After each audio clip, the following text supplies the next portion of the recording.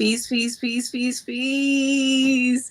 This is your sister, MaWu Lisa Temple, beautiful upstate New York, Hudson Valley, and you are here on another Saturn day. Well, not really, but another Saturn day for UnRead with Nick and Roo book review. We are here for you, giving you this recording for 3/7/2026, and we are excited to be bringing some books to you. Welcome back. If this is your first time here, welcome. If you are coming back, welcome back. I'm glad you decided to. Thank you. Keep on coming. Nick, we got some books for him this week. I know I'm excited.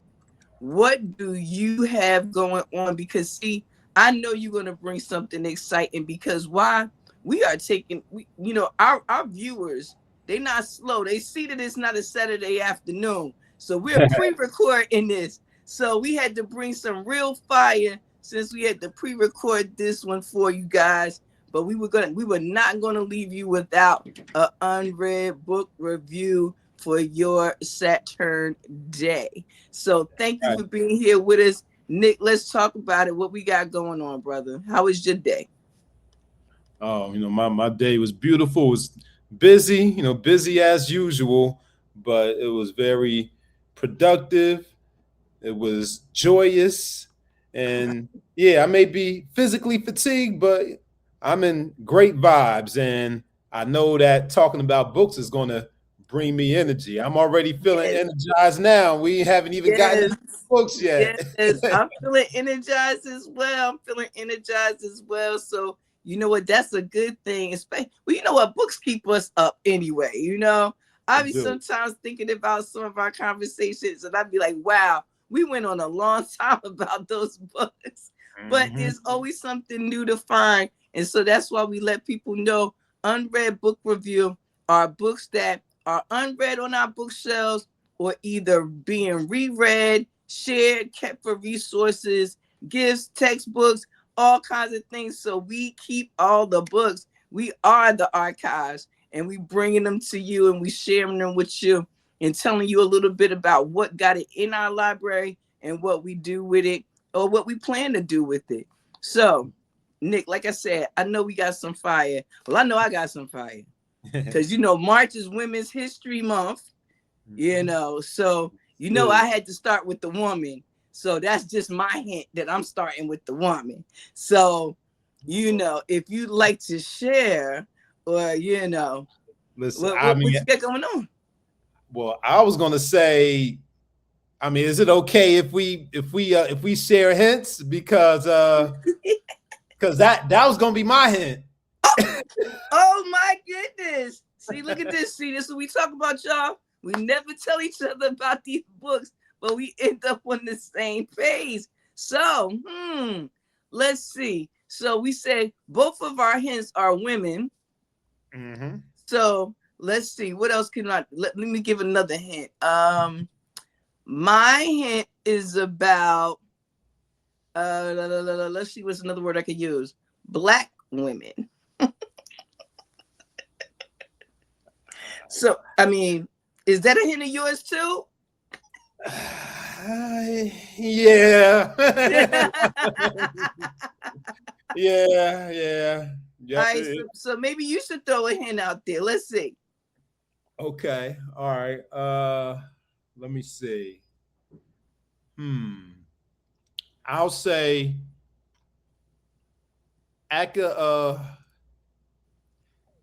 academic discipline. Ooh. Yeah. I'm getting into academic discipline with mine relating to the first two hints. Okay. See, I'm more leaning toward the creative side of things over here. Okay, there we go. So we got the balance. We got the balance. There we got the balance. So you know what? Why don't you go ahead and blow our minds and then I'll ease us on out. How about that? Okay. We'll do it like that. We'll let you blow our minds with that super intellectual thing, and then I'll cool us on out with the creative side of it. All right. Sounds good. Yeah, that sounds good. Sounds great to me. Again, welcome, y'all. Welcome. Yes. So my offering for this edition is coming from one of our renowned classical Black women writers, from the 20th 21st century. And I'm referring to none other than Audre Lorde. So my offering for this inaugural first episode in March, women's women's month book, my offering is Sister Outsider.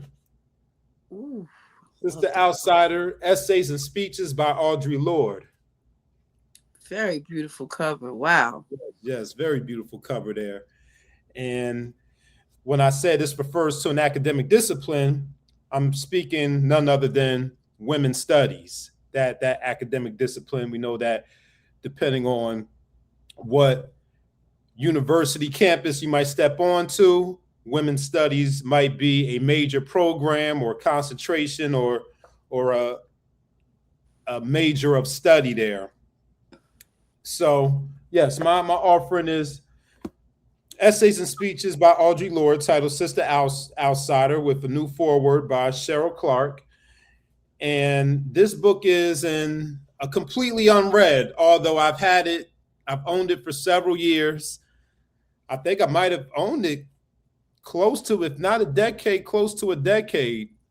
And I haven't read it yet, but it's been on my to be read list for quite some time. And I honestly, I can't even remember where I got this book from. I'm not sure if I got it from one of the schools that I worked in, or I bought it from a used book vendor. If I got it from the street vendor outside the NYU library, or I got it from from one of the schools I worked at, or what. But this is a used book that I either got for free or pennies on the dollar. And let's explore and see what this book entails, and what are some of the topics that come up in these essays and speeches. So I'll start with the description of the book, and then I'll go into the year that it was published and some information about the author before I go into the content.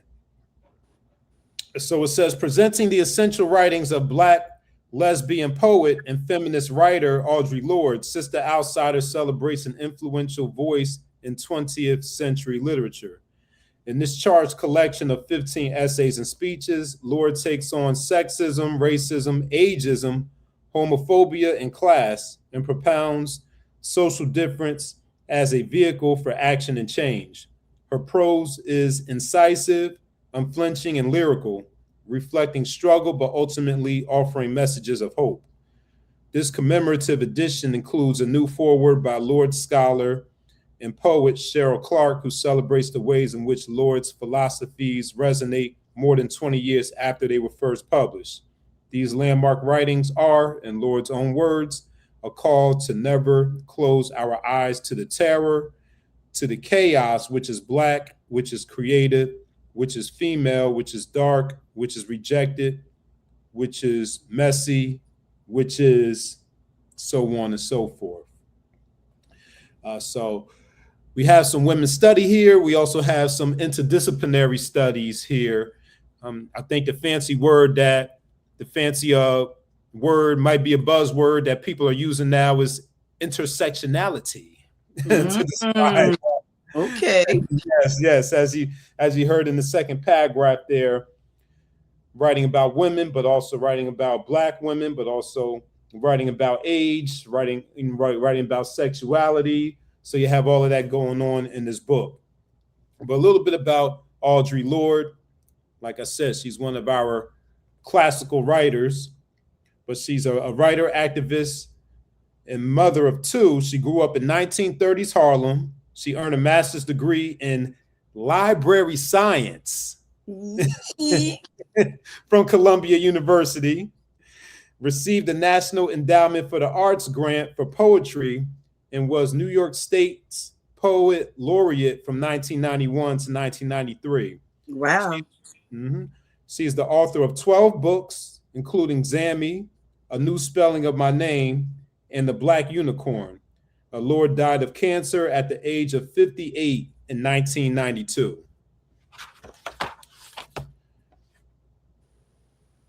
And some of the other works that she's published along with Zammy, she also has The First Cities, Cables to Rage, From a Land Where Other People Live, New York Head Shop and Museum, Between Ourselves, Coal, The Black Unicorn, Use of the Erotic is Power, The Cancer Journals, and Chosen Poems, Old and New. And this book was originally published in 1984, and this updated commemorative edition was published in 2007. And it's like I mentioned, it's a collection of essays and speeches. But we do see that Audre Lorde has worked on both sides of the writing, in her activism, expression through activism, in her speeches and lectures, but she's also in her essays, but she's also written poetry too. So you have the creative side as well as the activist and academic side. Now, like it's mentioned, 15 essays and speeches, and I'll just share the titles of these essays and speeches, and then I will land there. And maybe this was a pre-owned book, so maybe I will go into some of the annotations that the previous owner made in here, and maybe that'll be interesting to see what the previous reader chose to highlight as significant. So after the foreword and introduction, we have Notes from a Trip to Russia as the first entry, followed by Poetry is Not a Luxury. Then we have another work called The Transformation of Silence into Language and Action. Then we have Scratching the Surface, Some Notes on Barriers to Women and Loving. Then we have Uses of the Erotic is Power. After that, Sexism, an American Disease in Blackface, followed by An Open Letter to Mary Daly. Then Man-Child, a Black lesbian feminist's response. Next, an interview, Audre Lorde and Adrienne Rich. After that, The Master's Tools Will Never Dismantle the Master's House. After that, Age, Race, Class, and Sex, Women Redefining Difference. And then The Uses of Anger, Women Responding to Racism. Learning from the 60s. Eye to Eye, Black Women, Hatred, and Anger. And lastly, Grenada Revisited, an Interim Report. So those are the titles of the essays and speeches. And I saw that there is one of those adhesive sticky tabs in here. So I'll start there and see what's highlighted here. And the page that's highlighted here is an essay or a speech called Scratching the Surface, Some Notes on Barriers to Women and Loving, and which was first published in a publication called The Black Scholar, Volume 9, Number 7 in 1978. So let's see what's highlighted here. The above forms of human blindness stem from the same root, an inability to recognize the notion of difference as a dynamic human force, one which is enriching rather than threatening to the defined self when there are shared goals. And then a paragraph follows that and some more highlighting, which starts with, for Black women as well as Black men, it is axiomatic that if we do not define ourselves for ourselves, we will be defined by others for their use and to our detriment. And now that's powerful right there. Absolutely. Then on the next page, towards the bottom of the page, this person highlighted, increasingly, despite opposition, Black women are coming together to explore and to alter those manifestations of our society which oppress us in different ways from those that oppress Black men. This is no threat to Black men. It is only seen as one by those Black men who choose to embody within themselves those same manifestations of female oppression. For instance, no Black man has ever been forced to bear a child he did not want or could not support.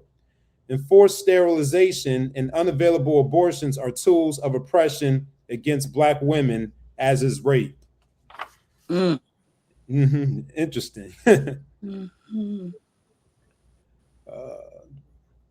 Okay, so let's see what else. Let's see what else is highlighted.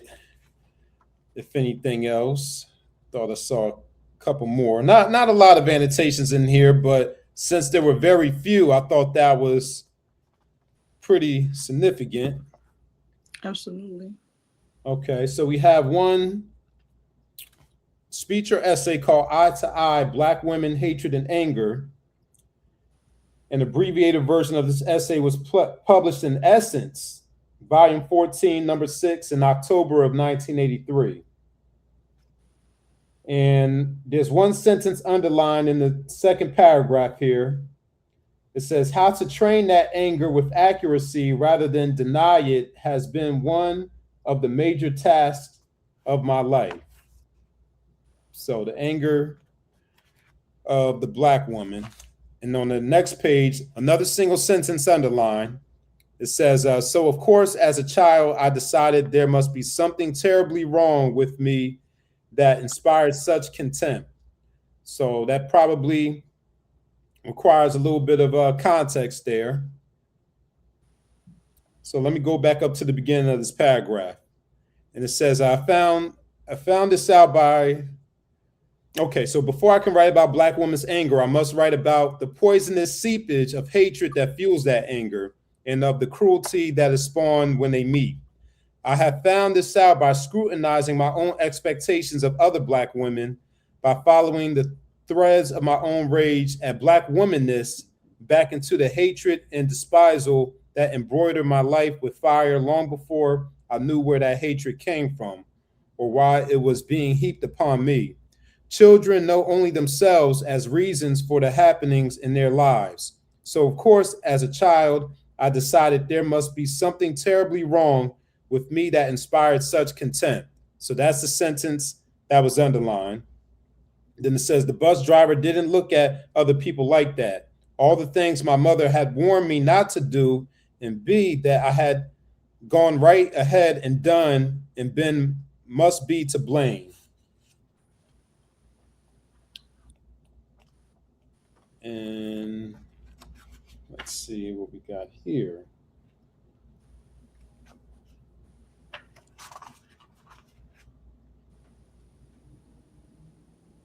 And this is in an essay or speech called Eye to Eye. Let me go back to the beginning of it so we can see when this one was published. Okay. So yeah, this has to be an essay because this is a long one. Right. In the beginning of it. Oh, it's the same one actually. Oh wow, okay. It's the same one. So moving further ahead to a couple parts that are bracketed here. So it says a temptation to move from this fact to belief that Black people do not need to examine our feelings or that they are unimportant since they have so often been used to stereotype and infantilize us, or that these feelings are not vital to our survival, or worse, that there is some acquired virtue in not feeling them deeply. That is carrying a time bomb wired to our emotions. There is a distinction I am beginning to make in my living between pain and suffering. Pain is an event, an experience that must be recognized, named, and then used in some way in order for the experience to change, to be transformed into something else, strength or knowledge or action. Suffering, on the other hand, is the nightmare reliving of unscrutinized and unmetabolized pain. When I live through pain without recognizing it, self-consciously, I rob myself of the power that can come from using that pain, the power to fuel some movement beyond it. I condemn myself to relieving that pain over and over and over whenever something close triggers it. And that is suffering, a seemingly inescapable cycle. Mm. Mm. Yeah. That is a word. That is a word. And like you said, the fact that it wasn't a lot highlighted in that book and that those few things were must have really touched the reader that had it before you. Indeed, indeed.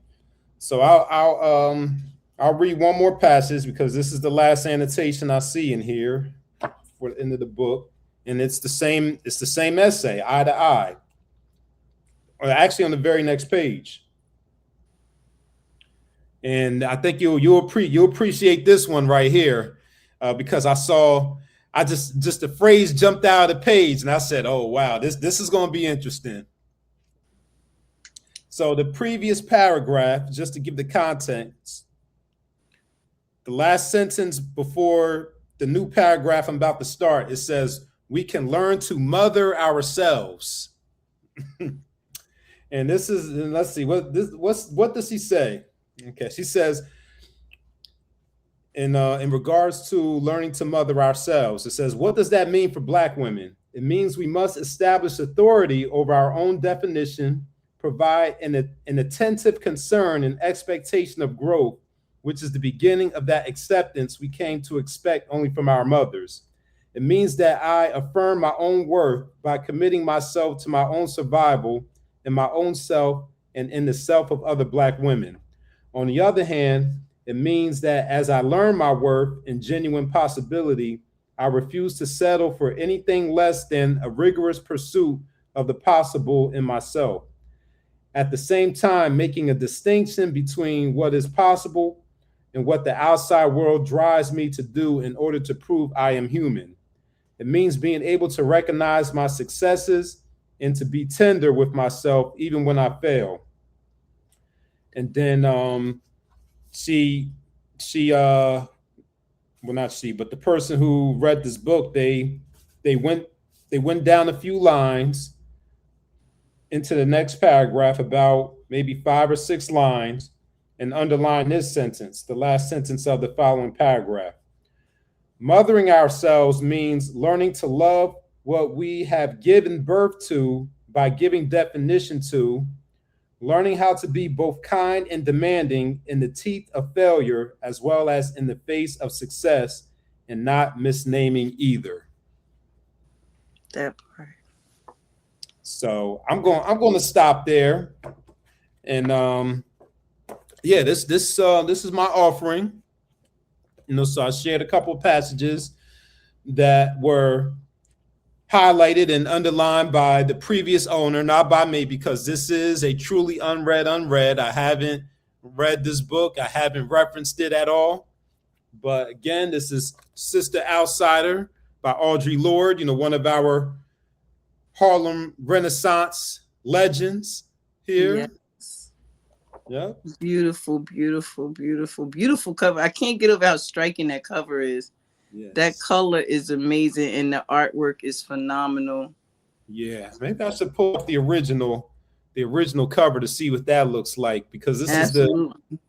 Is the see how similar or different it is. Well, you said that's a completely unread for you, and thank you for sharing that. And a lot of people could ask us, how do we have all these books and we have some that are unread? Well, when you get a lot of books like we do, it takes time to get through these books. Right. And sometimes that time, we'll have a set amount of books we want to read in a year, and that book may not make the cut that year. You know what I mean? So we, when we sit down with some of these books, and we bring these books and put them on our shelves, it's not because we want them to just sit there and collect dust. We do intend to get to them. So with that being said, revisiting this book tonight or today, and you looking at the table of contents and even flipping through a few of the pages, what would make you read it now? What poem or what essay jumped out at you that would make you want to say, well, that sounds like that might be an interesting read? Honestly, I think this is one that I'm going to read from cover to cover. Especially, I would have to actually, aside from the one where I share the passages from the eye to eye to eye, Mm-hmm. man child kind of jumps out to me because I'm not sure if it's referring to Man Child of the Promised Land by Claude Brown, but I'm wondering if it is referring to that because it's the subtitle is a Black lesbian feminist's response. So I'm wondering if it's referring to Man Child of the Promised Land by Claude Brown, who also is from Harlem too, and when you read his book, if you've read his book, you know that he, as a boy growing up, he used to run wild in the streets of Harlem back in the days. If I remember correctly, maybe it was back in the 1960s, maybe, if I remember correctly. So that's definitely another one that jumps off the page for me for my curiosity there. Okay. Yeah. Definitely. Definitely. Well, it sounds like a great one. I had never heard of that one, so well, thank you for sharing it. You know, it's so many wonderful books out here, and that's part of why I love what we do, because we bring a lot of books to each other. And I mean, we've been sharing book titles for years. And Years. the fact that we can still surprise each other with a book is like amazing. I love it. Yeah. I got a little list of ones I've been piling up that I've been sharing some with you though on the daily. I will say that when I see them, I Yes. share them. No gatekeeping over here, especially with Oh, the books. But oh, while you're looking for that original cover, did you happen to find it yet, or did you pull it up? I did. I'm just working on some tech things. I'm using a different device, but I think I got it. So Okay. yeah. So let me go back here, add it to the stage. So Yes, yes. so I'm not sure if you're able to see that because I know you're on the. Oh yeah, I can Right. see I can see the green one. Okay, let me see if I can do that. See if that oh, I gotta switch tabs. Hold on. Let me switch. I want to share this tab instead. Okay, here we go. Uh-huh. There it is. Yeah. So man, let me zoom it in a little bit because it's a. Let me see if I can zoom that in. Zoom. Okay, there we go. There we go. That's a little bit better. Okay. There we go. Lovely. 1984 title cover there in the 2007. Very nice. Very nice. Yep. And then we also have this cover too. I'm not sure what year this one is from, but I'll show this cover. Share this tab. And I'll zoom it in a bit.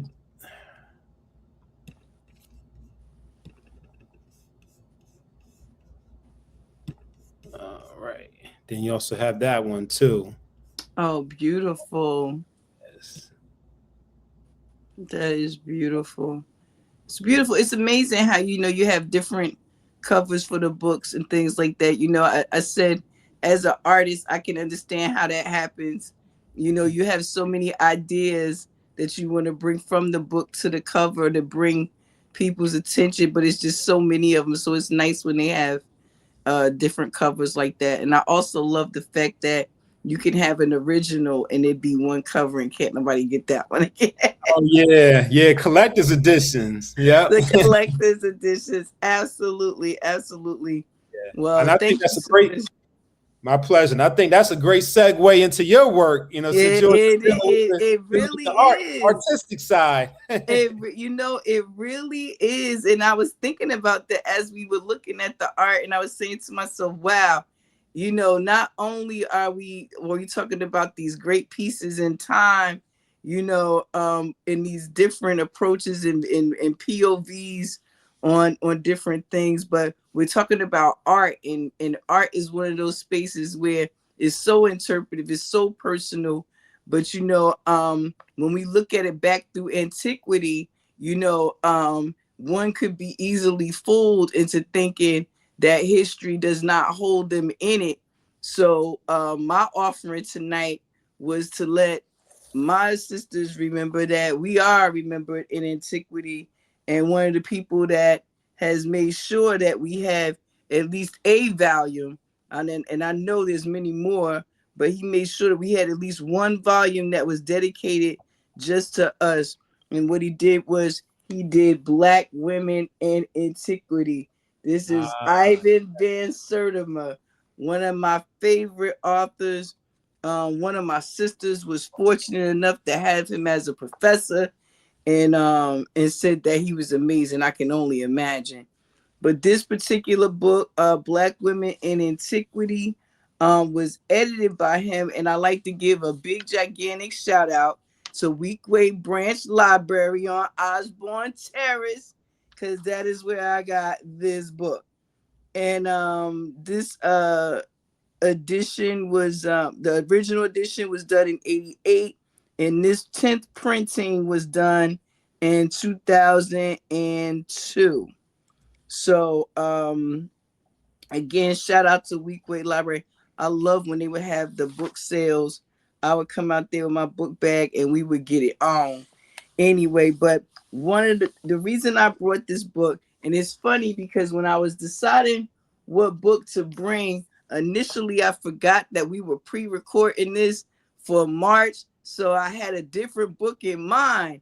But then when I said women's history, what an opportunity! Women's appreciation, women's recognition. Oh, we are definitely going to do something on women and women in antiquity.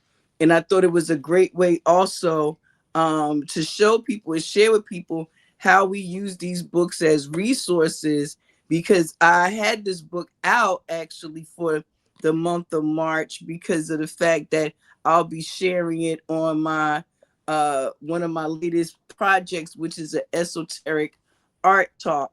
And we'll be talking about figures and symbolism and all of those things like that. So this book, amazing history in it. I'm sorry for the shine on that. Let me see if I can. Maybe you'll bring up that original cover for me. But the artwork, as you can see, begins at the beginning. At the beginning, right there. It starts at the beginning. As soon as you open it up, it gives you visuals to let you know that you are going on a journey. This book's contents is a offering from several different authors. Dr. Van Sertima was thorough in uh, uh, including um, information from various sources. This is from the Journal of African Civilization, some of these pieces, and that was done volume number 6, number 1 edition, April 1984. So when he did some of this work before, he did it in a little journal that they used to produce, and then took it and put it into a book. So part 1 covers the Ethiopian and Egyptian queens and goddesses. And as we know, we see lots of those pictures depicted other than in faces that look like our own. So he made sure to allow us to see these places where we are very visual, very known. And he covers in chapter 1, part 1, the African Eve. He does the queens of Ethiopia, the female Horuses and the great wives of Kemet, Nefertiti, queen to the sacred mission, Tai, Nubian queen of Egypt's Isis, the original Black Madonna, and African goddesses, mothers of civilization. and he brings us pictures for all of those. Part two is the Black women in ancient art. This is one of the areas where I was really intrigued to find some of the images that I'll be using in my talk. And this one talks about female style and beauty in ancient Africa, a photo essay by Camille Yarborough, and the image of women in African cave art by Rosalind Jeffries, right? And so that art there, I'll take you back there once I read these last two parts to you. Part three is the conquerors and courtesans. So it talks about the African warrior queens and the African women in early Europe. And the special essays that are mentioned are Black Madonnas of Europe, Diffusion of the African Isis, Hatshepsut, and Hypatia and women's rights in ancient Egypt. And it gives a lot of bibliographical notes on the contributors and things like that. And this book is dedicated to his three queens, his wife Jacqueline, and his daughters LaShawn and LaSarah. And I thought that was beautiful. So again, Dr. Ivan Van Sertima, a compilation of various authors contributing to this great work. So again, like I said, I was going in for the art this time.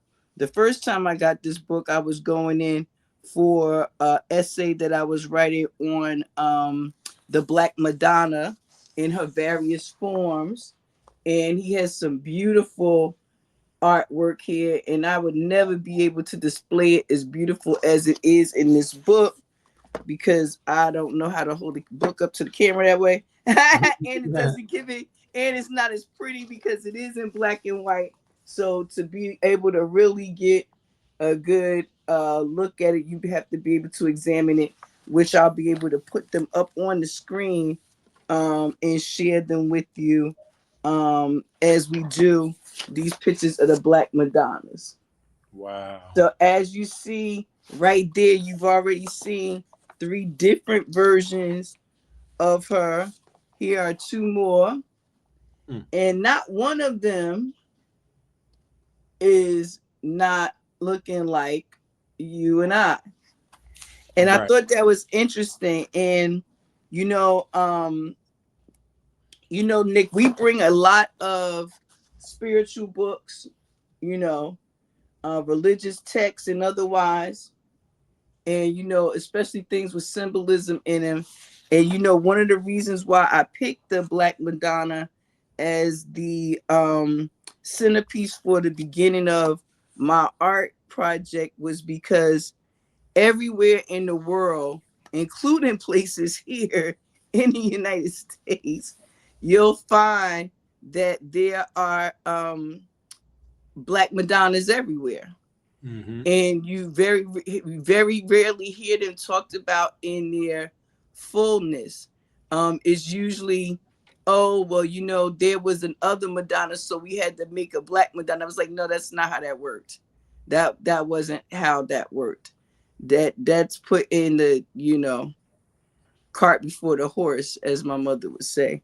So these pictures of these Black Madonnas were very important in my showing of the this one is carved into a tree. Oh wow. Yeah, that is gorgeous. It's a wood recessed carving. Wow, yeah, that's from the bark of a tree. And as you see right there.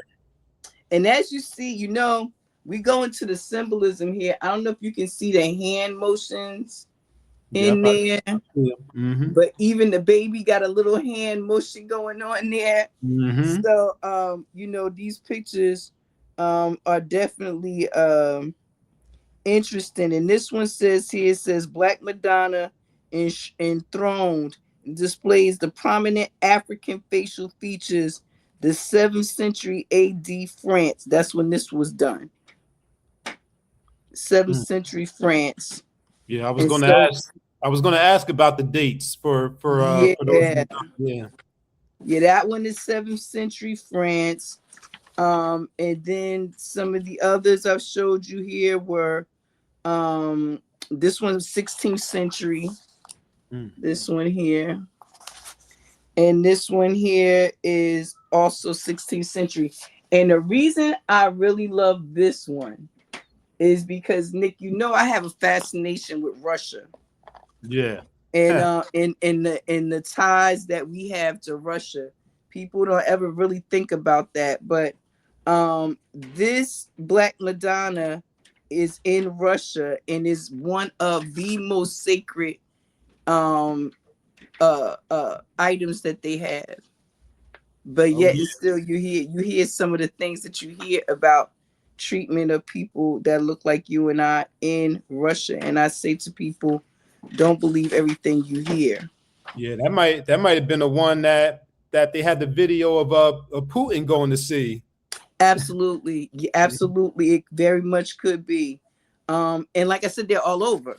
See, that's Yeah. the thing. We're made to think that these things that we find in antiquity are, oh, we just happen to find one that looked like you guys. No, there was several. There was only at one time, and everything else came after. This is 14th century, and Hmm. this one is 15th century. Wow. So what I tell people is, you know, when researching art and things like that, is beautiful actually to see so many points of view and so many different versions of a thing. But that's the important part that we remember is a piece of artwork is just that, is a very personal, individualized thing, and what you're seeing is someone's interpretation of a thing. So when we see a lot of the artwork, and Dr. Van Sertima goes into in here, that is Europeanized. When he said this is the eyes through which they wanted to vision, especially things like Cleopatra. If you ever watch an old Cleopatra, I never forget when I was a little girl, spent a lot of time with my nana. This is one of my favorite pictures too. Here, this one. Put that up. Oh wow. How beautiful is that, right? Yes. How beautiful is that? And I remember watching Cleopatra with my nana, and it was what is her name? Uh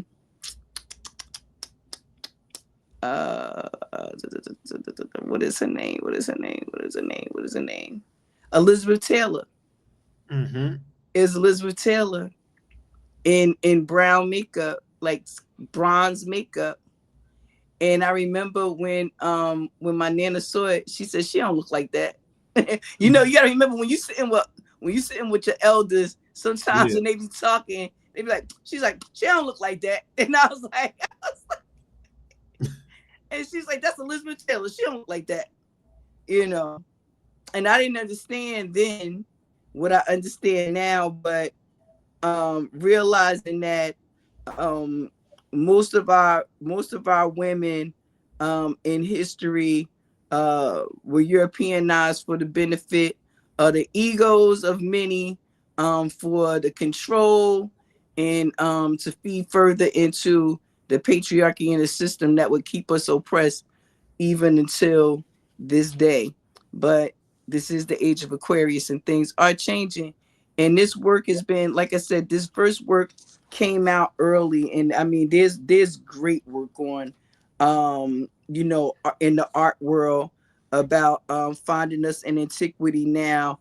And so I'd be impressed to see a collection of art that's put together now that would include our antiquity up until now, because you figure that would cover some great eras in between. Even pictures from the 40s and 50s, sometimes you still find whitewashed because the simple fact they were in black and white or sepia. So you never really know what complexion the person is sometimes that you're looking at, unless you look at things like features. And that's some of the work that we do in the breaking down the symbolism and seeing the different features and things like that that give us telltale signs that the picture we're looking at is related to, indeed, a people that are not recognized and acknowledged as such. So that is Indeed. my offering. And like I said, it's more of a visual offering this time around because of the simple fact, I'm going into it with the intention of just pulling out some of the artwork and the information related to that versus reading the stories cover to cover. So I'm picking out very specific things, and this time it just happens to be the Black Madonna. So I'll be sharing that. And I wanted to share a little bonus thing, because I have to share a picture first. Wait a minute. Let Okay. me see. I have to share the picture first in order for it to be a bonus, right? All right. I'm gonna put you up. Um, it's so many pictures, and I have all of them highlighted. Yeah, It's so many pictures, and I have them all highlighted. Oh my they're all gosh, beautiful. they are all amazing. Okay, here we go, right here. So this one here is, it says clay figurines of women recovered from graves in pre-dynastic Egypt, 3000 BC. The head comes to a point and the arms are transformed into wings from cultures in prehistoric Egypt by Bergam Gartel. So the pictures you're looking at is the one right up here. Hmm. You see that? Yes, yes. Okay. So many of us have seen, you know, pictures, images like that. And I wanted to share my personal Ooh. one. I've had this for a very long time. Mm. And I use it to split the year. So right now, this is the part of the year that we are in. We are on the side of the moon. We are hibernating. Things are going down in the roots and things like that, reaching up into the heavens and bringing it back on down.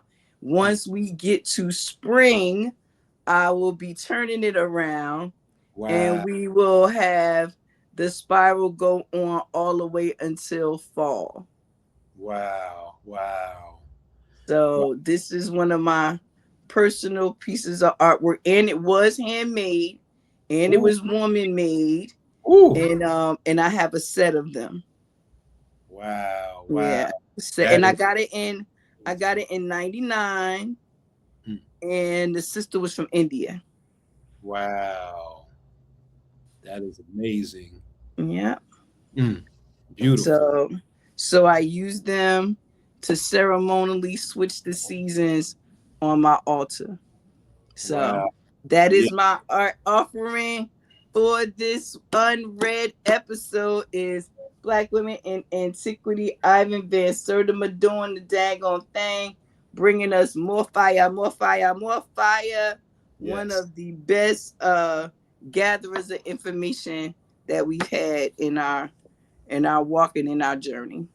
Wow. That is amazing. And with the bonus was just the cherry on top right there, and that's a true meaning in depicted in art form of as above so below, as within so without, right there, of how everything that's Absolutely. going on in the cosmos and in nature is going on internally and inside of us too, and definitely speaks to the adage of Mother Nature there.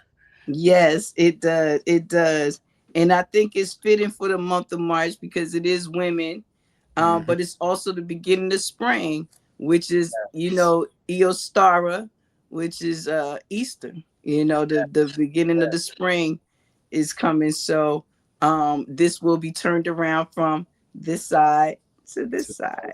Yes, yes. And we will be moving on into that beautiful spring and fourth season all the way through summer, having all the wonderful things go on that great on popping time of the year. So I'm excited to be bringing this book in the month of March, Black Women in Antiquity, Ivan Van Sertimer. Beautiful, beautiful. And you mentioned the other cover, so I'll pull up the other cover for that book. So Okay. And I said sort of, I meant sort of you know me, me and my lazy New Jersey time. hey, listen, I got it too. I got it too. Yeah. Okay. So forgive me, folk. It's all good. There we go. Yep. So you have it. You have the other cover Is there. that the one with Queen Tie on it? Let me see. I'm trying to let's see if I can blow it up a little bit. That'd Okay. be great. Yes. See. Let me go to switch tabs.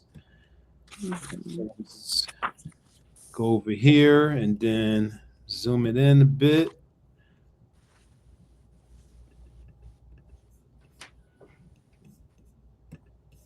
All right, there we go. If I can, Yes. the screen there, get that little search bar off of the screen. Right. Zoom it out a little bit. Trying to see where is that picture in here. All right, there it is. Trying to see if I could quickly flip to it in here. Like I said, there's so much artwork in here. And since I have it all highlighted right now, it's like, where do you find Queen Tie? Yeah, but this is a beautiful cover as well. It is absolutely beautiful. Like I said, I'm always fascinated with the different covers. Mhm. Yeah, I can't locate that one right now. But Yeah, not that Hathor. yeah. Well, as you're looking for that, I will say about in response to your comment about focusing on the images as opposed to the stories or the narratives that Oh, here come it with is. them. Oh, you got it. Okay, let me put it up. Let me put it up there. Ah, there it is. Yeah. So what's the and after you finish showing there, you could tell us the description there. Uh, Okay, it's the new. I knew who it was. I just couldn't find the page. It was the Nubian Queen Tie, the great royal spouse of Imhotep III, wearing her short Nubian style wig. yeah, that that thing looked like a fro. It is. Yeah. It is. It definitely is. Beautiful picture.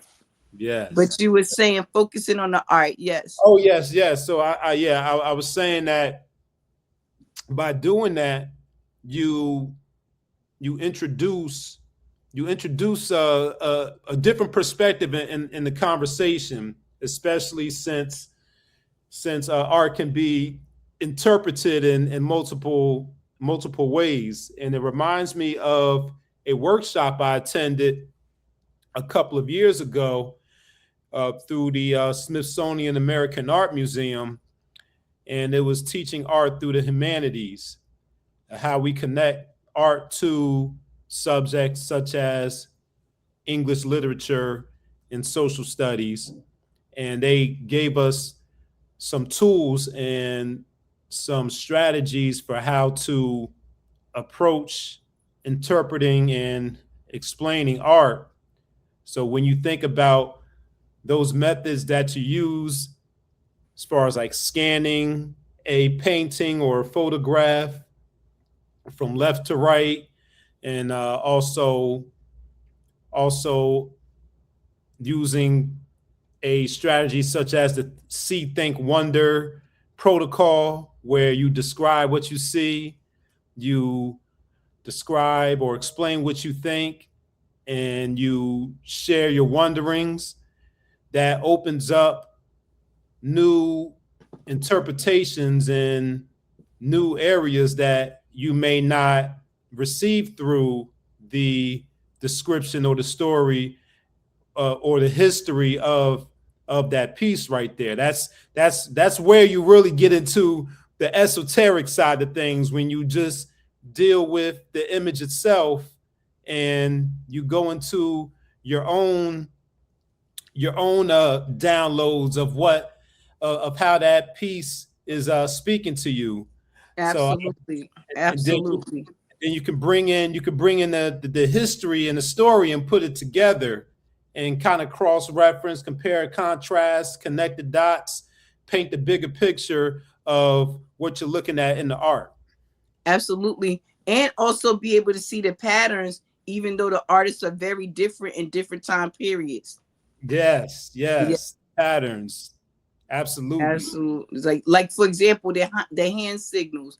Like regardless of what the actual face may look like or anything like that, the hand signals are usually the same in those Black Madonna photos. It's in the mother and in the child, and in any of the supporting cast that it has in the photo, you'll usually see some type of symbolism with the hands, some type of hand gesture or mudra as they're called. Yes, Yeah. exactly. And one more thing I wanted to share, because you you were wondering whether you brought this offering to UnRead before or not. And what's interesting about you reintroducing this to us is that you're reintroducing this to us exactly 1 year from the time you introduced it. And let me show you all. So as you opened up, I'm going to show you. So I'm going to put this. Oh wow. Watch this. Watch this. I'm going to show y'all, so the people out there don't think I'm making this up. Just like me, right? Groundhog. So Wow. let's look at the date there. Yep, so that's episode 23 right there. I brought Betty Before X that day, and you brought Black Women in Antiquity. And it says, oh, there it is. Stream live on March 8th, 2025. Wow. Wow. Exactly 1 year. Wow. Exactly a year. Well, I guess we can count on me to be consistent. Oh, absolutely. Absolutely. And but I don't remember exactly everything that was said in that offering, in that episode, but I can with confidence I can say that I'm sure you brought something different this time around that you may not have mentioned in that first offering a year ago. Absolutely. And you know what? Now I'm gonna have to go watch that one and see what I was talking about. Yes. I'm thinking the same thing. Yes, absolutely. Well, Nick, I love the fact that we brought these books and and not only did we bring them, they tied together and they tied to the month in which we celebrate women, which we should be celebrating each other, men and women, all year round. We just take this extra opportunity to be able to shine a little light on them. So my offering, Black Women in Antiquity, and your offering, yes, it's on the outside. There we go. And we are another one in the books. Now I got to make sure I don't bring this book next year. I got to make sure I hide this one away. I got to hide it away after I use it this time. Yeah, I mean, unless you find something new in there, something different. Listen, this is why we keep our books, because it's a million stories in a few pages. Yeah. You just got to go in looking for what you're looking for. Yeah, and I think last year when you brought the cross, what was it called? The cross of Henday. When you brought the cross of Henday, I had to pull out the Cathedral of the Black Madonna. Exactly. Hey, yeah. So hey, if I do a more in-depth review of the Cathedral of the Black Madonna, you might have to bring I might have to bring this research for you and let you add it to it. Yes. Yep. This is how we write big papers, y'all. This is how we do it. We get together and we collaborate on the paper. That's what we do. That's right. Absolutely. Yes. Indeed. Well, Nick, I'm excited.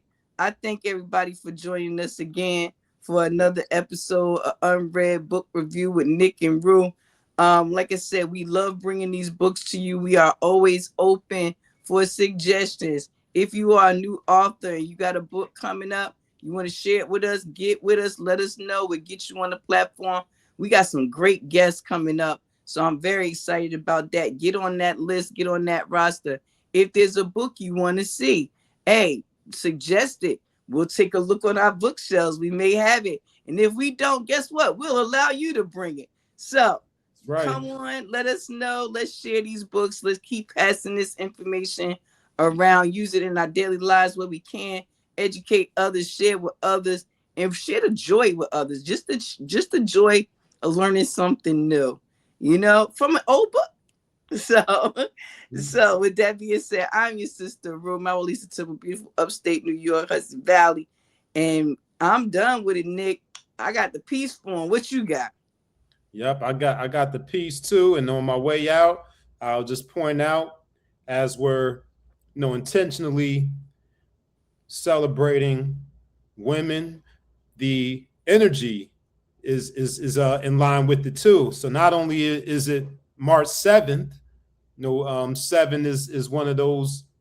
Well, it's 7 is a water number, but it's the 2 that's the more feminine of the water numbers. However, when we add up the month, day, and the year, March 7th, 2026, that adds up to a 2.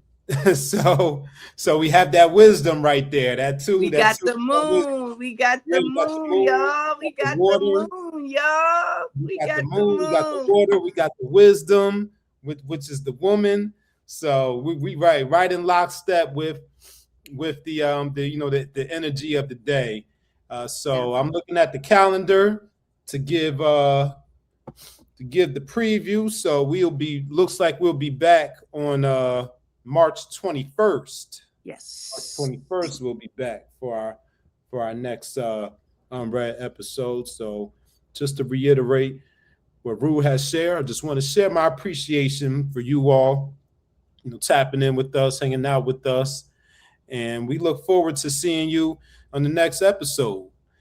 And this is the part where I follow up and say peace too. So peace.